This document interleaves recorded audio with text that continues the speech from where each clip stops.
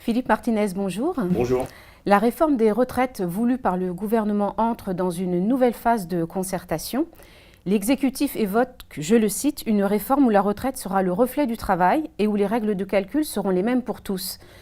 Dès lors, pourquoi la CGT porte-t-elle un jugement aussi sévère sur ce projet ? Parce que la finalité de ce projet, c'est de faire des économies sur le dos de la quasi-totalité des citoyens. C'est dans la suite des réformes que nous avons connues. Cette réforme, c'est une réforme destinée à ceux qui ont une carrière, qui devrait être normale, pas droit au chômage, une carrière qui ne prévoit pas la maternité, une carrière qui ne prévoit pas la précarité. Donc c'est une carrière qui vise à individualiser notre système de retraite, contrairement au système actuel qui est basé sur la solidarité. Le système actuel prévoit d'aider, entre guillemets, ceux qui ont des aléas de la vie, comme ceux que je viens de citer. Alors vous parlez des personnes qui ont des aléas de la vie, qui seront les premiers perdants de cette réforme ? Tout le monde. Tout le monde. C'est-à-dire ? Tout le monde, parce qu'on a tous des aléas de la vie. Y compris avec ce système qui prévoit de calculer la pension sur l'ensemble de la carrière.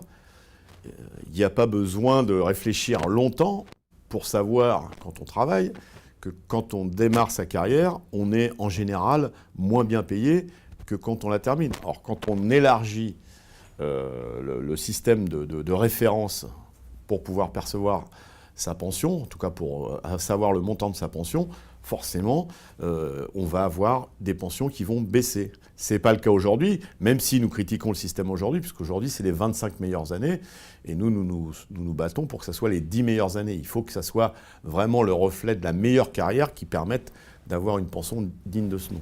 Alors, les 25 meilleures années, donc, là, c'est le cas du système actuel. Donc, pour les secteurs du privé, les 6 derniers mois pour les salariés du public. Il y a aussi une question qui taraude beaucoup de Français, c'est à quel âge, à quel moment ils pourront partir à la retraite et surtout avec quel niveau de pension. Est-ce que vous avez eu des réponses, des garanties sur ce point de la part du gouvernement ? Premièrement, c'est les deux seules questions qui intéressent ceux qui travaillent. C'est à quel âge j'ai le droit de partir et avec combien. On n'a pas de réponse. Enfin si, on a une réponse d'ailleurs, le Premier ministre l'a donnée. On va travailler plus longtemps. Et puis on verra avec quel montant vous pourrez partir. Donc sur ces deux questions, les réponses sont claires, c'est que ça va aggraver la situation de ceux qui partiront en retraite dans les années à venir. On travaillera plus longtemps avec une pension qui va baisser pour deux raisons. Elle va baisser parce que les mécanismes actuels qui permettent justement d'assurer la solidarité vont être revus à la baisse. La deuxième chose, c'est que c'est ce fameux point. On n'en connaît pas le montant. Je ne sais pas quand est-ce qu'on le connaîtra. Et ce point, il va être aléatoire. Il pourra monter, c'est ce que dit le gouvernement, mais il pourra aussi baisser, c'est ce que dit moins le gouvernement, en fonction, par exemple, du respect des critères des 3% des dépenses publiques. Et on le voit sur d'autres sujets, je pense à la santé, je pense au chômage, c'est toujours un souci d'économie. Et donc, le point sera la variable d'ajustement quand on aura des allégeances de Bercy, voire de Bruxelles, pour dire qu'il faut réduire les dépenses publiques. Donc très concrètement, à ce jour, on n'a eu aucune garantie sur la valeur du point, qui sera donc aléatoire. Les seules garanties qu'on a, c'est ce qui se passe dans les autres pays européens, si je puis dire. Un exemple, en France, 7,5% des personnes ayant plus de 65 ans vivent sous le seuil de pauvreté. C'est trop, évidemment. Mais en Suède, qui est le pays dont on nous explique que ça marche très bien, qui ont un système par points, ce taux est le double. C'est 15% des personnes de plus de 65 ans qui vivent sous le seuil de pauvreté, qui sont obligés d'avoir un petit boulot à côté de leur pension pour pouvoir essayer de vivre à peu près dignement. En Allemagne, c'est 17%. Donc on voit bien que notre système, et quand on dit que c'est un des meilleurs au monde, on ne se trompe pas, il est d'abord solidaire. Et donc les exemples, on les a. Alors, l'un des meilleurs systèmes au monde, donc vous citez donc le cas de la France, vous dites que c'est l'un des meilleurs systèmes au monde, il reste malgré tout encore très imparfait. Bien sûr. Que propose la CGT pour l'améliorer et surtout, comment finance-t-on ces propositions ? Alors, évidemment, c'est un système qui a été créé, il faut le redire d'ailleurs, à la Libération, dans un pays dévasté, ruiné, et on a trouvé les moyens de créer un système aussi solidaire. Mais le monde du travail, il a évolué. Je vais citer un exemple. Évidemment, les plateformes numériques et les travailleurs, qu'ils soient Uber, Deliveroo, n'existaient pas à la création de notre système. Donc, comment on prend en compte ces nouvelles formes de travail ? Eh bien, nous proposons que les plateformes numériques qui emploient ces travailleurs et ces travailleuses payent des cotisations sociales.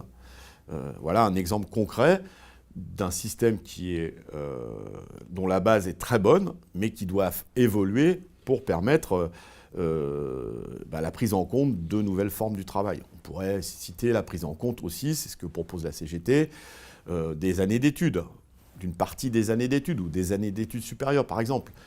Généraliser ce qu'on fait pour les apprentis, en tout cas les augmenter pour les apprentis. Donc un système qui doit prendre en compte ces questions-là.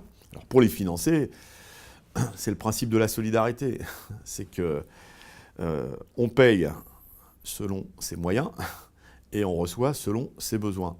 Il faut arrêter d'exonérer les grandes entreprises du CAC 40, par exemple, de cotisations sociales. Il faut taxer plus que ce qui n'est fait aujourd'hui, parce que c'est très marginal, les GAFA, Google, Amazon, Facebook, etc. Il faut que toutes les rémunérations soient soumises à cotisation. Et on parlait du public, par exemple, il y a un certain nombre de primes qui ne rentrent pas en compte dans le calcul de la pension. Mais c'est valable aussi dans le privé avec un certain nombre de primes. Et puis, une très bonne solution qui joue pour la vie active et pour les pensions, c'est d'augmenter les salaires. Et par exemple, le gouvernement porte beaucoup la question de l'égalité des pensions entre les femmes et les hommes, parce que les femmes, effectivement, touchent moins en retraite que les hommes. Mais il n'y a pas besoin de réformer le système des retraites pour ça. Il suffit de les payer à l'identique durant leur carrière professionnelle. Or, on sait bien qu'il y a, en prenant en compte les temps partiels imposés, un écart de 27% de salaire entre les femmes et les hommes en défaveur des femmes. Donc il y a des mesures très concrètes à prendre. Alors, parmi les grands perdants de la réforme, il y a aussi la jeunesse. C'est une jeunesse aujourd'hui qui semble toutefois plus encline à manifester pour le climat plutôt que pour les retraites. Même si, vous les avez cités tout à l'heure, les livreurs Deliveroo ont été présents lors de la manifestation du 24 septembre dernier, même si les organisations de jeunesse, je pense notamment à l'UNEF, ont appelé également à manifester aux côtés de la CGT le 24 septembre. Comment est-ce qu'on fait, comment est-ce qu'on peut mobiliser davantage les jeunes autour de cette question des retraites ? Je crois que les jeunes ont bien compris, et on le voit dans les diverses mobilisations autour du climat, qu'on ne peut pas séparer l'urgence sociale et l'urgence climatique. Et donc c'est cette question qu'il faut traiter, ces questions qu'il faut traiter en même temps. Moi je cite souvent cet exemple, on peut demander à tout le monde de manger bio, mais quand la préoccupation première d'environ 9 millions de personnes en France, c'est de manger une fois par jour, le pas pour aller manger bio, il est important. Donc il faut que tout le monde ait un revenu suffisant pour pouvoir se nourrir. C'est pareil pour la réduction de consommation d'énergie. Il y a 12 millions de précaires énergétiques dans notre pays. Eux, ce qu'ils pensent d'abord, c'est à pouvoir se chauffer, avoir de l'eau chaude, etc. Donc, et je crois que la jeunesse n'est pas dupe. Il y a besoin que tout le monde fasse un effort, ça on en est tous conscients. Mais il y a des responsabilités qui sont plus importantes, notamment dans les multinationales. C'est pas nous qui faisons brûler la forêt d'Amazonie pour pouvoir implanter des champs de je ne sais quoi.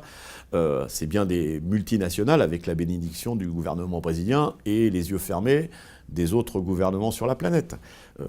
On dit qu'il faut favoriser le transport collectif, mais la CGT s'est battue, et on a eu le soutien de beaucoup d'associations, et il y avait des jeunes dans ces associations, contre la réforme de la SNCF qui favorise la route, que ce soit pour les voyageurs ou les marchandises, au détriment du rail. Et notre combat pour le maintien de la ligne Perpignan-Rungis, on appelle le train des primeurs, c'est soit des marchandises qui voyagent par train, soit 25 000 camions de plus par an sur les routes. Donc je crois qu'il y a une prise de conscience collective et une volonté de la jeunesse, et plus globalement des associations, des ONG qui luttent pour la défense du climat, mais aussi les syndicats, il faut aussi qu'on fasse notre mea culpa, de s'intéresser et d'écouter un peu plus ces questions-là, avec la volonté d'agir ensemble. Merci Philippe Martinez. Merci beaucoup.